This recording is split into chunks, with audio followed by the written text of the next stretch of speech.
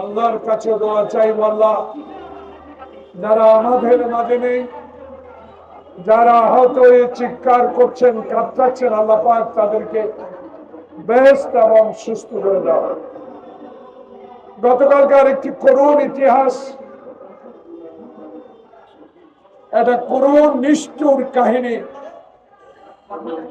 বাংলাদেশের ইতিহাসে আবার লেখনী হয়ে থাকবে যুগ যুগ ধরে। আমার সন্তান আসিয়া এই নিষ্ঠুর পৃথিবী থেকে কয়েকজন জালেম অমানুষের হাতে নির্যাতিত হয়ে পৃথিবী থেকে বিদায় নিয়েছেন। হে আল্লাহ, তুমি এই ক্ষুদ্র বাচ্চাটিকে জন্ম দিয়েছিল,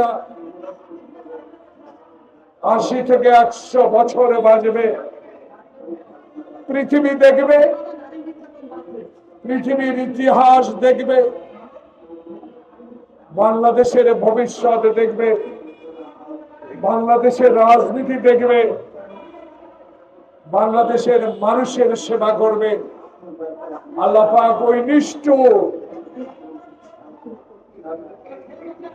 এই অজাতের নির্মম অত্যাচারে চিরদিনের জন্য বিদায় হয়ে গেল। আজকে মাহে রমজান, আমার সামনে যারা এই রৌদ্র তাপ বৃষ্টি উপেক্ষা করে বাংলাদেশের সংবাদ সংগ্রহ করেন, আপনাদের মাধ্যমে জাতিকে জানিয়ে দিবেন, আমরা এই নাগরিক আন্দোলনের পক্ষ নয়, শুধু বাংলাদেশের জাতীয়বাদী শক্তির অহংকার দেশ নেত্রী তারেক রহমান এবং আমাদের প্রিয় নেতা তারেক রহমান, আমাদের বিজ্ঞ মহাসচিব মির্জা ফখরুল ইসলাম আলমগীর এবং আমাদের দপ্তরে নিয়োজিত বাংলাদেশ জাতীয়তাবাদী দলের মুখপাত্র অ্যাডভোকেট রিজভী আহমদের পক্ষ থেকে পরিবারের কাছে সমবেদনা জানাচ্ছি এবং এই সরকারকে অনতিবিলম্বে বিচারের আওতায় এনে দৃষ্টান্তমূলক শাস্তি প্রদানের দাবি জানাচ্ছি। আজকে বিষয় ক্ষুদ্র নয়, আজকে বিষয়ে জাহাঙ্গীর আলম যে বিষয়টি উপস্থাপন করেছেন সেই বিষয়টি অত্যন্ত গুরুত্বপূর্ণ। 54 বছর আগে দেশ স্বাধীন করেছিলাম।